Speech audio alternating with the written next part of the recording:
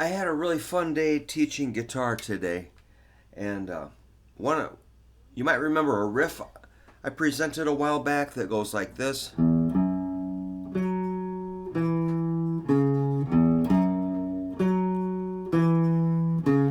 it went on and on and on, and I did quite a few videos on that and did some improvising and so forth. So one of my students, we were covering a lot of topics today, but he slid on down and he's playing that riff, and then he wanted to know about going to the 4 chord, because on that riff I just stay on the 1.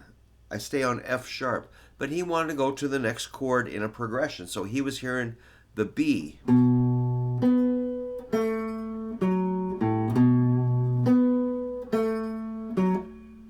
Cool, all right, but then he wanted to go to the next chord. I think he went over here. He's like, hey, what's going on? And I'm like, explain to me why that doesn't work. I'm like, oh boy, here we go. Because it's kind of hard to explain how guitar is laid out. I said, hey, look at a piano. That's perfect. Guitar is like somebody, spraying you in the face with, something bad. It's just a mess. It's like getting hit in the head by a garbage can. The logic and layout of notes on the guitar are kind of hard to explain, but I had given him quite a few diagrams of how to study the notes on the neck, which he had done some, but not enough to really understand. So I think I wrote it out to where, like this.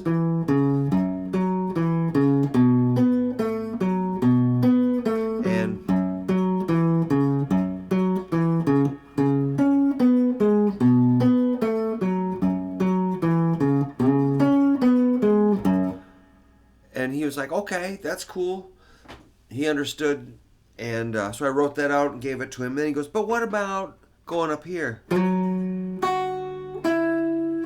Or he was implying on the treble strings. How do you work? I'm like, whoa, okay, all right. Let's do that. And I knew what to do, so I wrote this out. Check it out.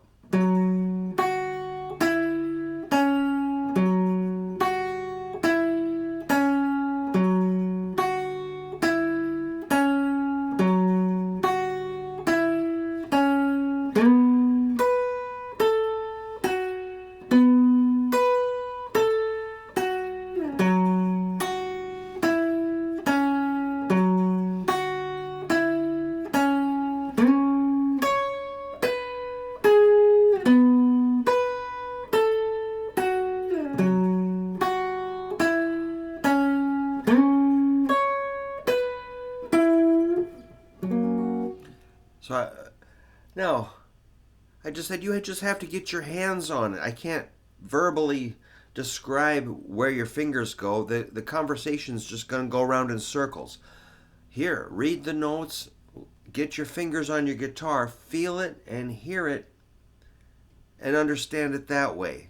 I mean, discussing it is good, but if you read a book about how to play a trumpet, first read then try it.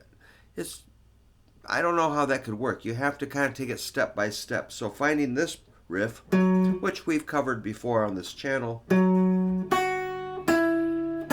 it's an F sharp to an F sharp. That's just the way it's laid out. This F sharp's on 4th string, 4th fret. This one's on 1st string, 2nd fret. That's an octave jump, just like this was. That's how I would play it. Now, the next note is on 2nd string, 5th fret, the E. Then you need a C sharp. 2nd string, 2nd fret. So you got 4 notes. F sharp, E, C sharp. Which is a really cool pattern. This stuff may sound kind of square, but It can be cool if it's somebody else playing it. Okay, you're going to take the same thing up to the 4 chord, the B, which is 9th fret for the root. And when you get around to the C sharp, that's based at the 11th fret. Same exact shape.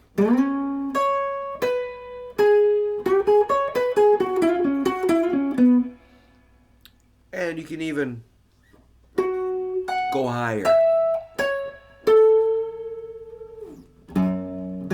So yes, this riff is pretty square. But if you don't know this and how it works, how are you going to do more complicated things?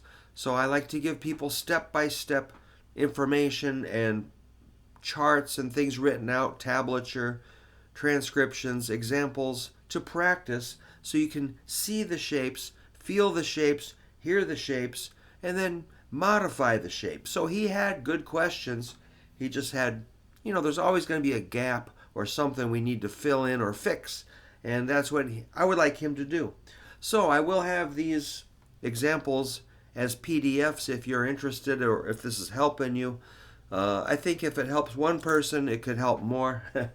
So it was really fun. All right, I'm pretty tired, so I'm going to go kick back.